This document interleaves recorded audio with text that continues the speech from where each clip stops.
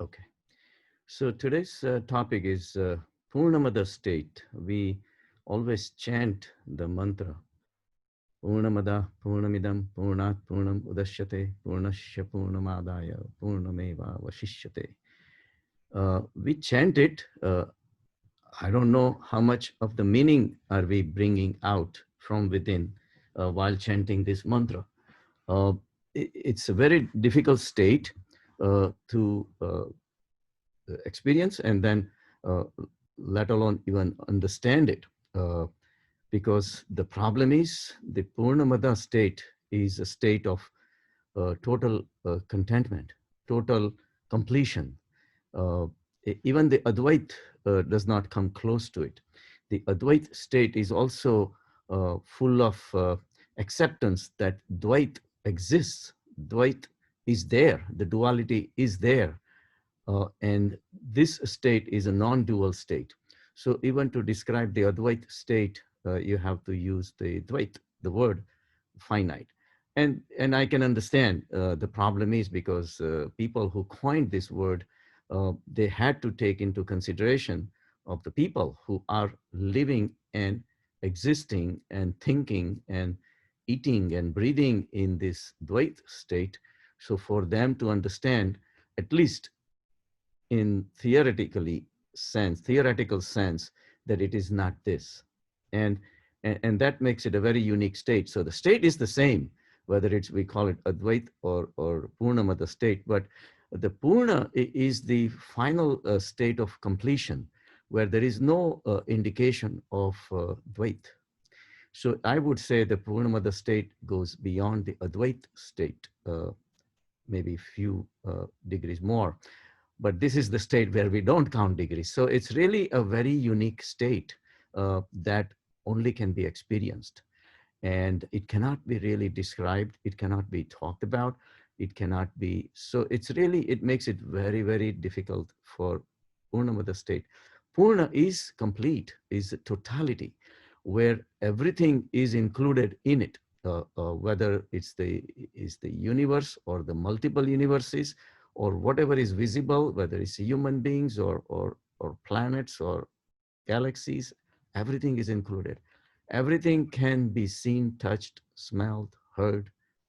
All these things can be and will be included in the Purnamada state. So Purnamada is a state of completion where you go beyond the duality completely. But going beyond the duality is a step that you go through during the journey into the Purnamada state. But Purnamada state is where ultimately the Dvait even disappears and there is nothing that is left. So that state of completion is the state of totality. This state of totality is very difficult to comprehend, but it can be tried. That doesn't mean it cannot. So the mantra says Purnamada, means this is complete.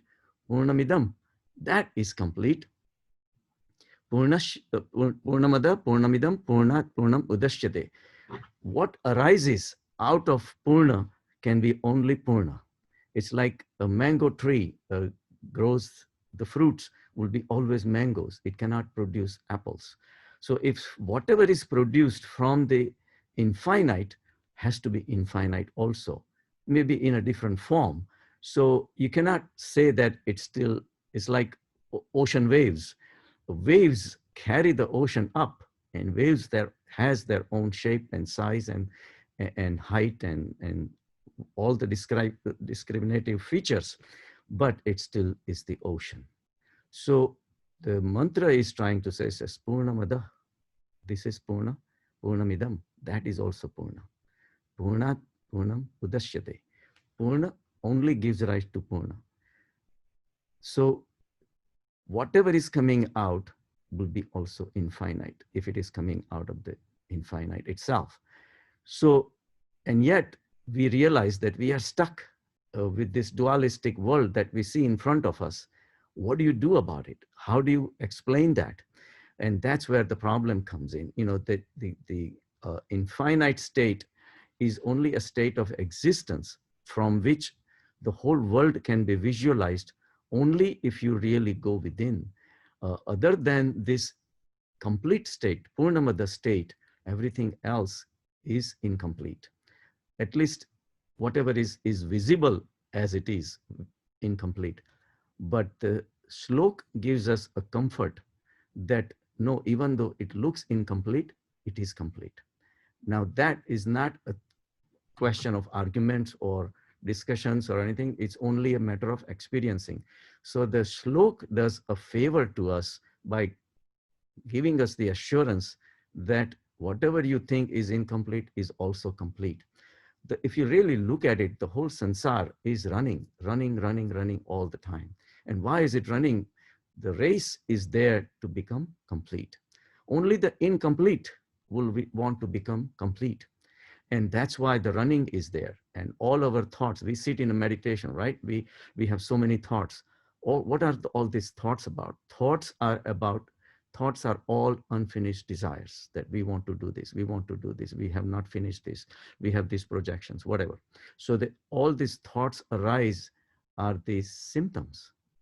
The real disease is not the thoughts. The real disease is incompleteness. And this incompleteness always makes us travel further, to go in one direction. If that doesn't work out, another direction, and keep on going all the time. And so does the whole world. And there is a competition, of course, because everybody is trying to become complete. So the direction that our mind is taking is the direction of sansar. But the nature of sansar is not complete. And that's what the mantra is trying to say. It's like a dream. You try to make how much money you want to make in the dream. It doesn't matter, because dreams are not supposed to make money. Uh, when we were a child, we used to play Monopoly, right? We always felt so happy with earning those fake dollars. As soon as we started having real dollars in our hand, then we dropped the fake dollars. So you can say that we kind of became more mature, but our maturity is only a relative degree. We are a little more mature than children, but we're still playing a game. The sansar is nothing but a trading zone. We are all our sodagar, soda. We are in for business. We are in for taking something. We are born with some hidden desires that is making us do all these things. And until those desires are fulfilled, we do not think that we will feel complete. But the reality is we are born incomplete, we live incomplete, and we even finish our life incomplete. And that's where the problem is. So this incompleteness is a total nature of sansar, but we don't get it. Why? Because we are so blinded by our desires and goals, and I have to do this, and I have to these projections and this and that.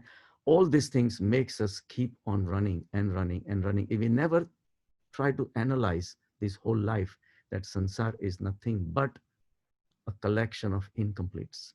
Everybody is incomplete. We think we are the only one who are incomplete. We feel jealous for somebody who has more than what we have, right? So the same way, like if somebody might have a lot of money, right? But he may not have looks. Somebody may have a lot of money and the looks, he may not have health. Somebody have all three, then he may have other problems. So problems never end. The sansar is never really made to make you feel complete. So this completion never really happens. And that's why we keep on coming back again and again in sansar. So Purnamada state is a state which is beyond this incompleteness. So how do we do that? How do we reach to that state? Meditation is one of the method that we can go within and find out our spiritual self. In that spiritual self, there cannot be any compartments, because spirit is free and doesn't have any boundaries. It's nirgun nirakar. So in that state is a state of experience. Then you realize that what you were feeling as incomplete were only highlighted, were only shadowed or thrown light upon by the awareness, the light of awareness, which was only reflecting on it. And that reflection made it become obvious. But even if you remove all the incompletes, the complete remains complete. It's like you have a pot, you put it in an ocean, and ocean water gets into it. Now, ocean always remains ocean, doesn't really matter. Now, you put the pot inside, in the pot there is ocean water, and ocean says, the pot may says that, oh, this is my water, and the other pot says, this is my water. You fight along and all that. The, the parts break down, but whatever is released after that, it's still the ocean. So even when the part was in the ocean, ocean was never divided. Ocean was so totally complete. The divisions were only imaginations of the parts. So same way, if a sun is shining on, say, 4 different containers, whether you remove the containers or you keep the containers may look lighted up, but the sun will always remain the same. So this is the highest truth and highest state of experience that can be achieved only by negating the mind. The mind means sansar. Sansar is something, it's so attractive. So we keep on pursuing the sansar, we keep on following our goals. If we fail in one goal, we select another goal.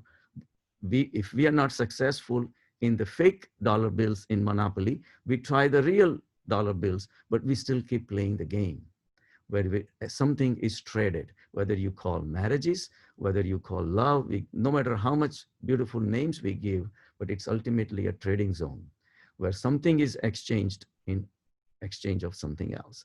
So we never get fed up with sansar. And that's the ultimate bottom line. That realization has to come. And only through meditation, as we go deeper, we realize that we are really wasting our energy towards becoming something which will never become the completeness. The completeness will never come because that is not the nature of the sansar to make you complete.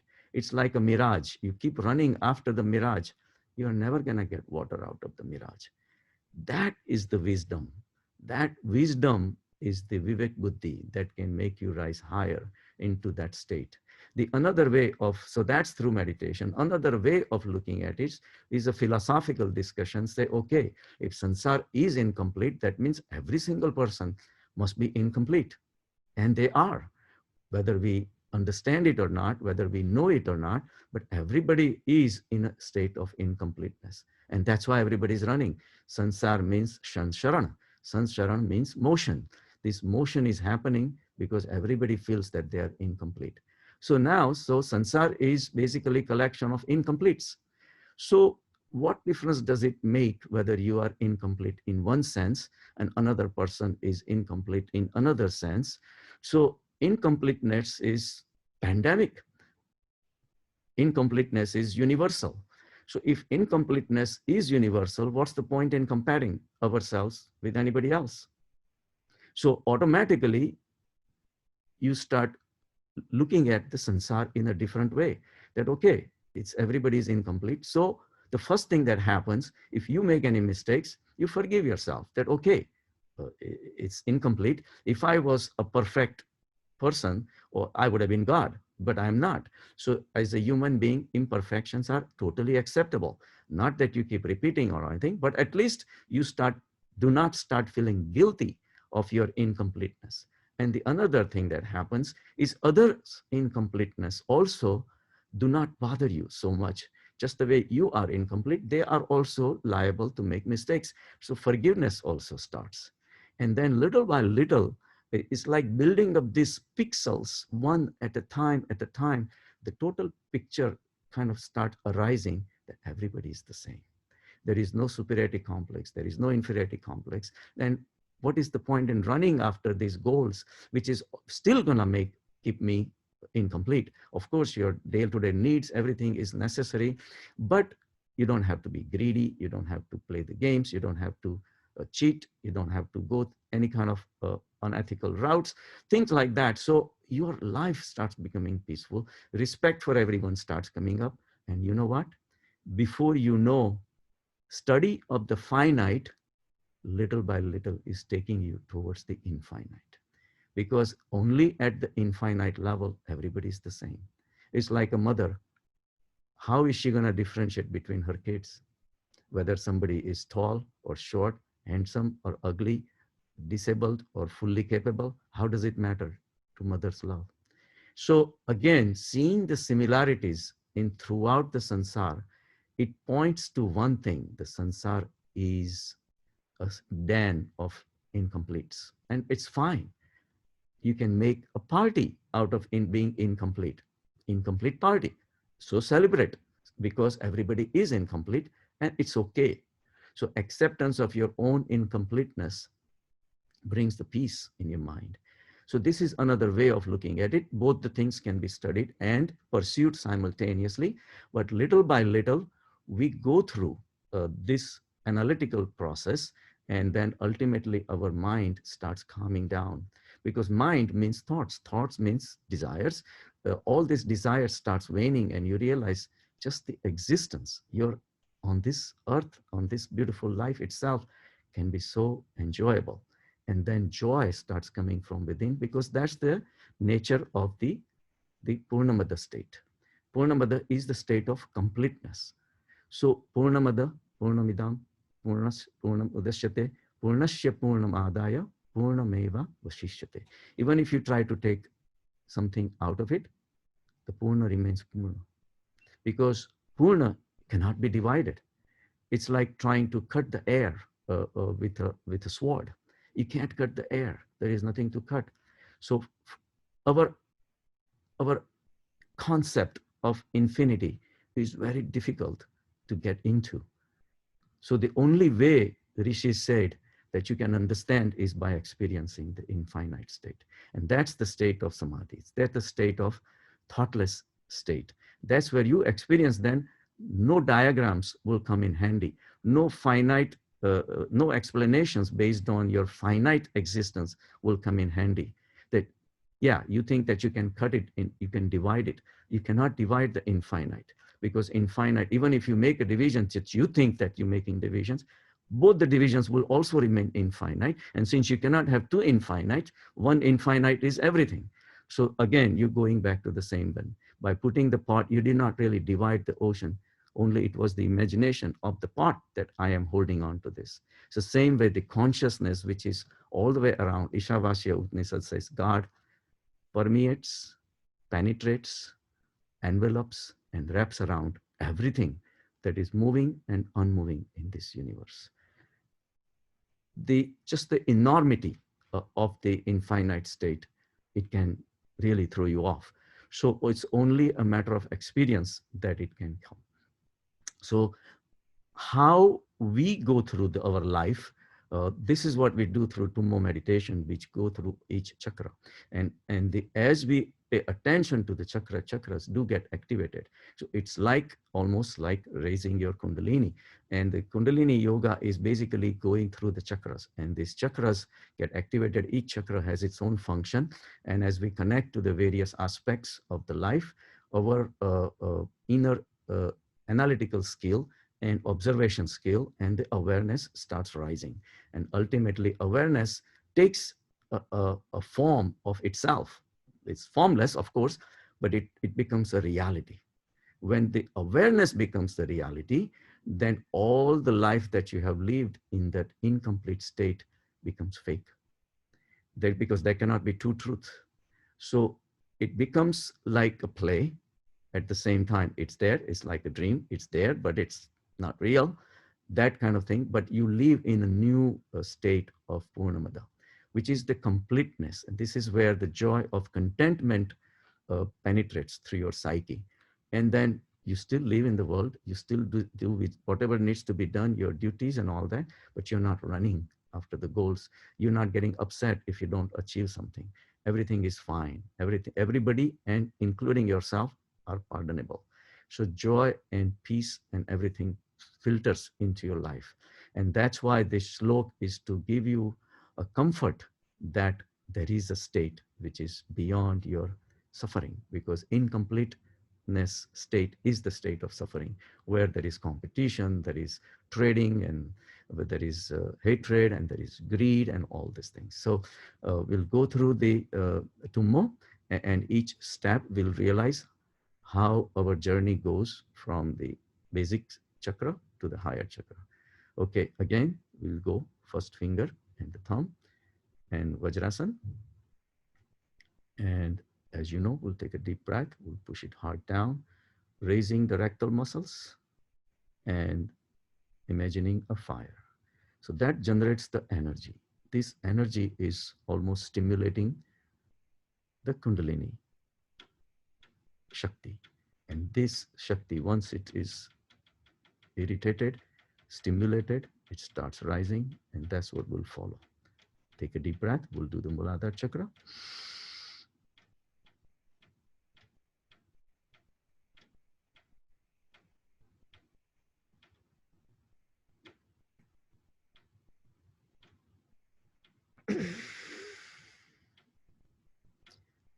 Each chakra will lock the energy by bringing the head down. So this holds the energy. Take a deep breath.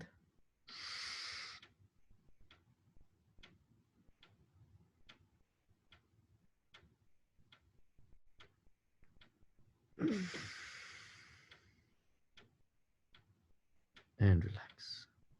Watch the flow of the energy. Take a deep breath.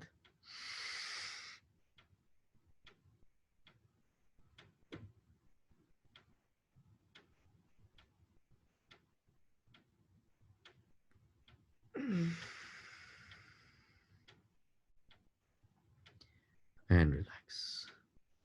Muladhara is the Adhar.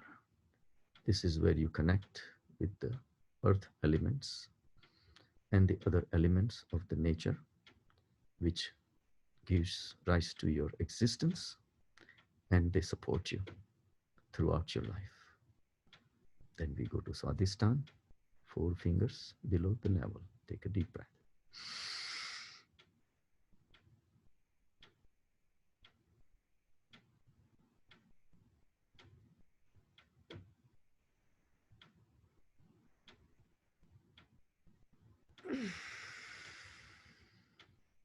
And relax.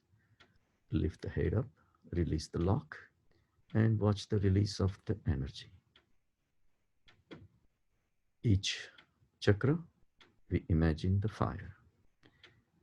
Imagination can play the tricks on raising your energy. So stay focused. Do all the steps as discussed. Take a deep breath.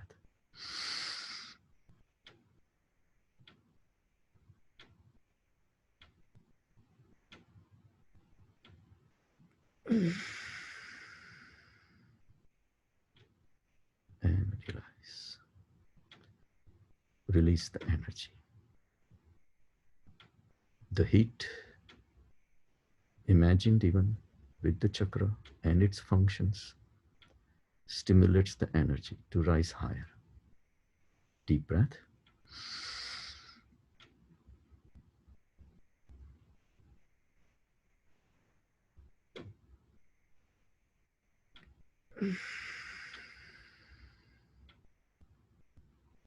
And relax.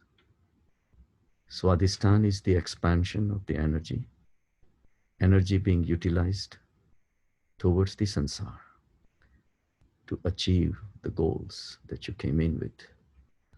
The energy that is needed is utilized. Time and energy, time and resources. All these are being used to achieve the goals, expand further. But the running is there. Who runs? Only the incompletes run. Why would a complete person run?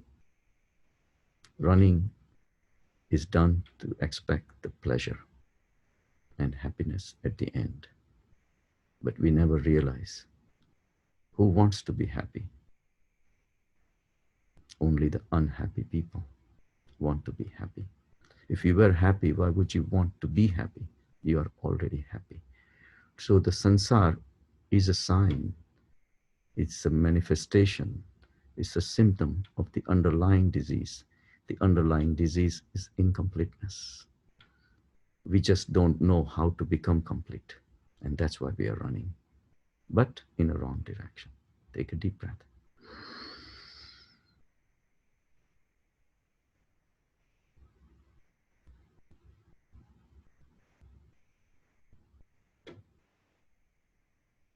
And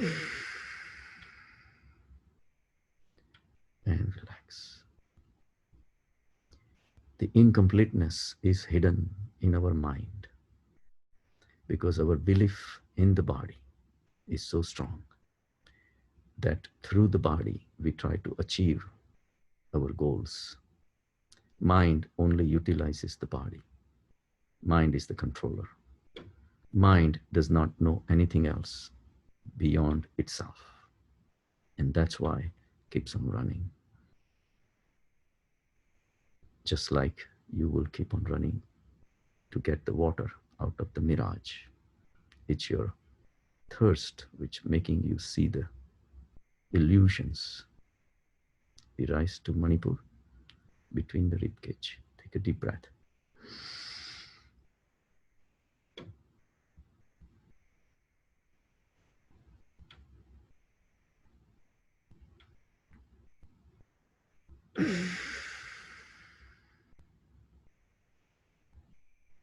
And relax. Manipur is assimilation of all the energy that you consume, all the prana that is generated, which is needed to circulate throughout the body to achieve the goals. Take a deep breath.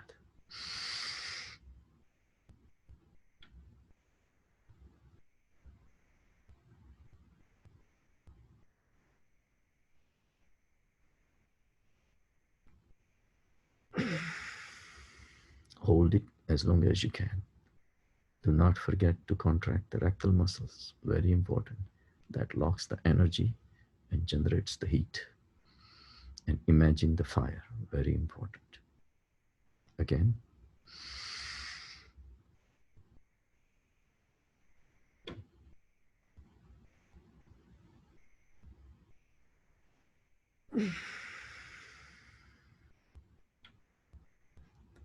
And relax.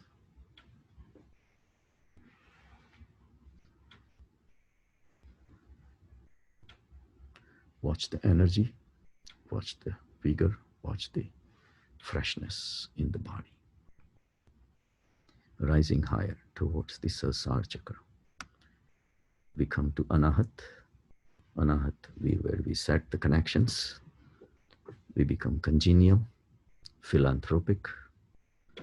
We feel connected with all these objects or the people we have always wanted as a part of our desires.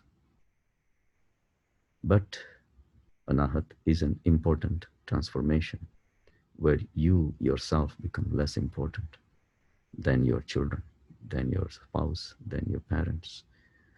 All those things are indication that you are releasing yourself from the fixed finite state, but it is still limited to the objects of pleasure. Take a deep breath.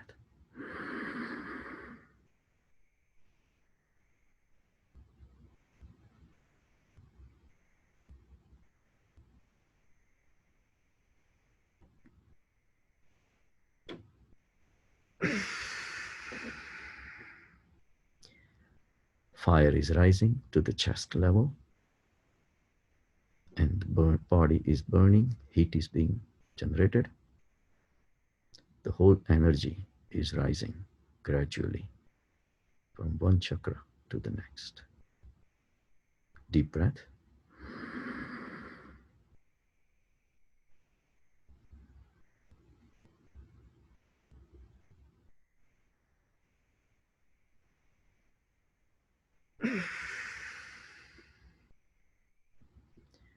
Relax.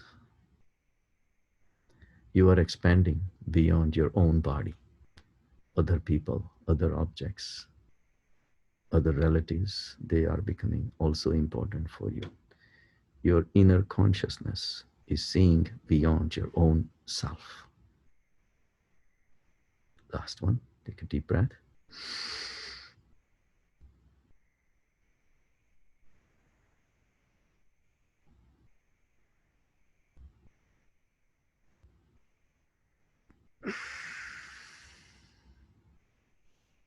Contract all the muscles when you hold your breath. Relax. We go to Vishuddha. This is where inner intuition, inner realization starts happening. A little bit of joy starts coming in also. And the realization of attachments and consequent sufferings also starts coming. Take a deep breath.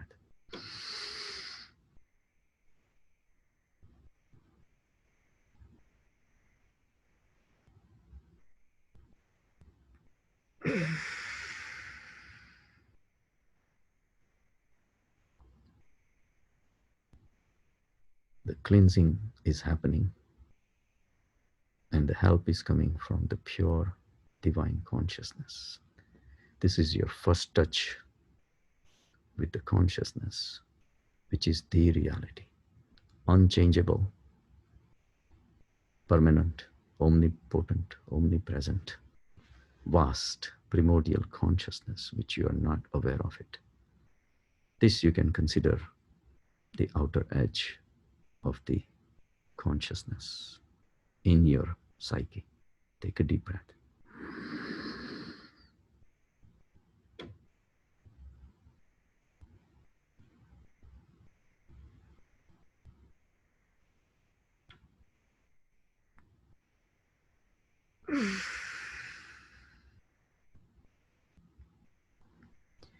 And relax. You're rising higher from your incomplete state gradually towards the completion, but you are not aware of it.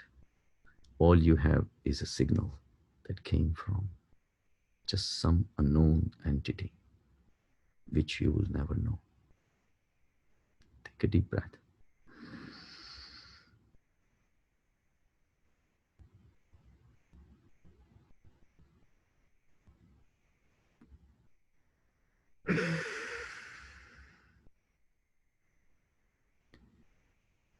Relax.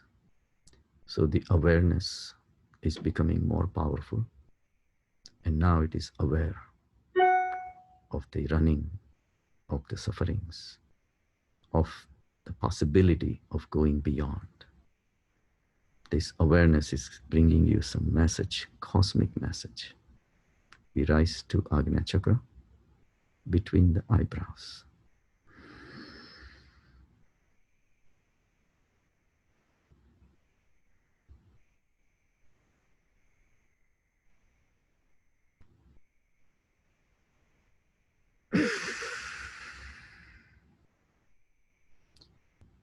The Agnya Chakra is the command center, is aware of the functions of all the other chakras, and is getting settled with the consciousness.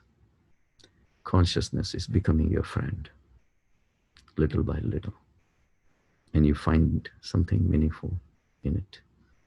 You're finding joy, you're finding peace, you're finding tranquility, because there is no finiteness, there is no incompleteness.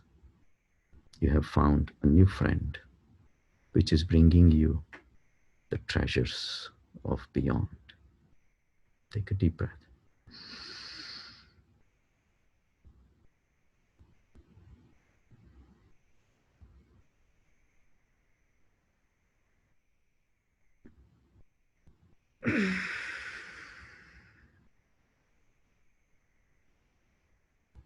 And relax.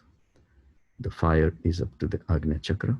The fire is coming out, body is burning, energy is rising. But the awareness is becoming more and more powerful. The fire is burning your ignorance, your beliefs in the finite, this world that you thought was the ultimate goal, ultimate Mecca. It's not. There is something beyond all these things, which is formless. Take a deep breath.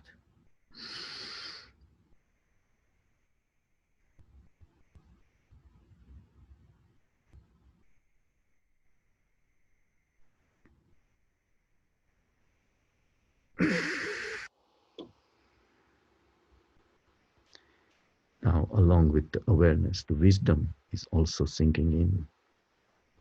You're noticing the difference experiencing the tranquility which you had never experienced in the middle of running sansar, running you, your mind, your body. All those were nothing but suffering. And realization starts coming that all that running was all built in, like a mouse trying to catch the carrot, kept on running on a wheel, never reaching anywhere.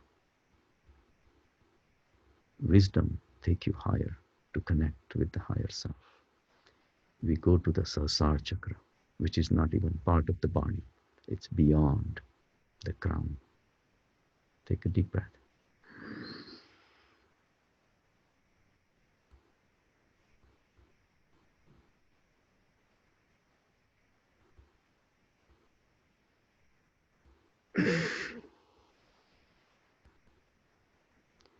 Realize the energy rising is connecting with the awareness. Awareness is transcendental. All your running of the mind was there, not there anymore. You connect with the thoughtless state. Thoughts were also created out of this thoughtless state. If you go visit a pot maker, you see the pot sitting there and a huge pile of mud. What do you think the pots were made from? The mud itself. What do you think your thoughts were made from? Thoughts are finite. They are tiny. They are small. What do you think are made out of? The life force that's within you, the consciousness. The ocean was creating the waves. The ocean of consciousness was creating the waves called thoughts. Whether it's a good thought or a bad thought or ugly thought, it doesn't matter. All were created from primordial consciousness, which cannot be divided. The moment you think, you have created divisions in your own mind. Doesn't matter to the consciousness. It's like electricity, whether it goes into one bulb and generates the light, or goes into refrigerator, generates the coolness, doesn't matter. Those are the practical applications from sansar point of view. Electricity is the same. So we're rising to the Sahasrara chakra, merging with consciousness. Take a deep breath.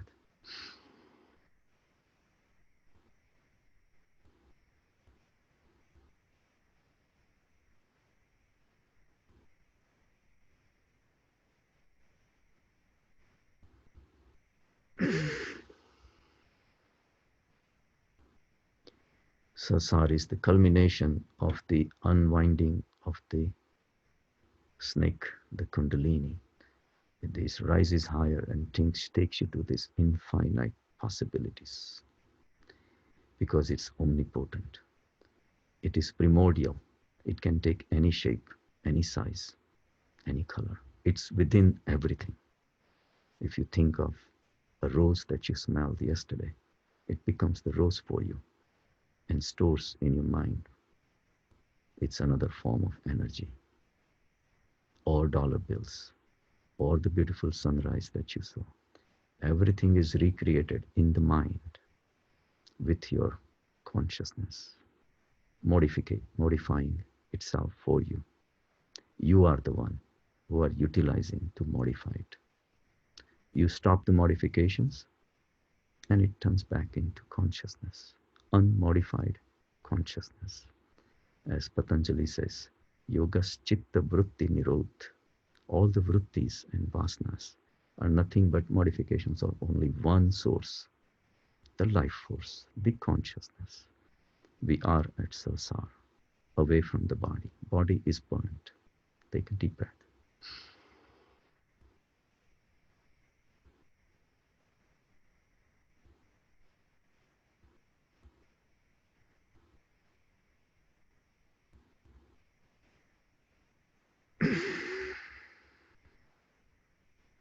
Sahasrara is the thousand-petal lotus. Thousand means infinite. It's only representative versus all the chakras have different amount of petals. Sahasrara is thousand petals. whole consciousness is with you, whichever you want to utilize. This is where you connect with the whole universe. This is where karuna comes out. This is where non-violence comes out. This is where unconditional love comes out. Because conditions were what? They were created by your mind. You drop the mind. Now you are not capable of generating the conditions anymore. That means you love everyone, everything. Take a deep breath.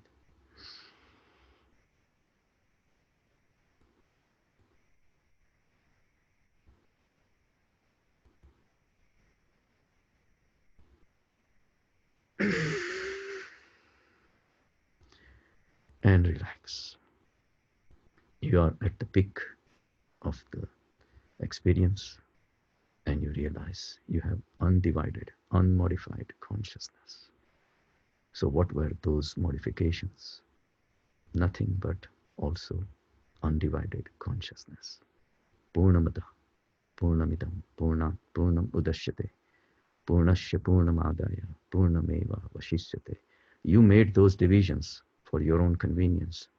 All those divisions were nothing but infinite, nothing but Purna.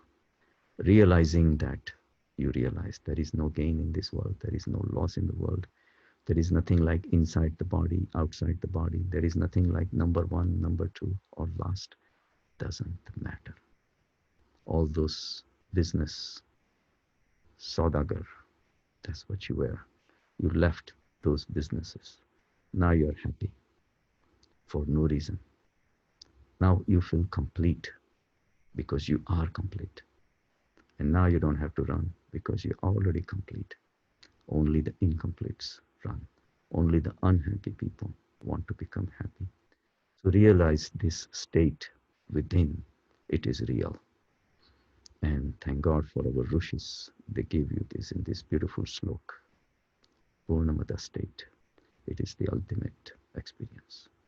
Have a good day.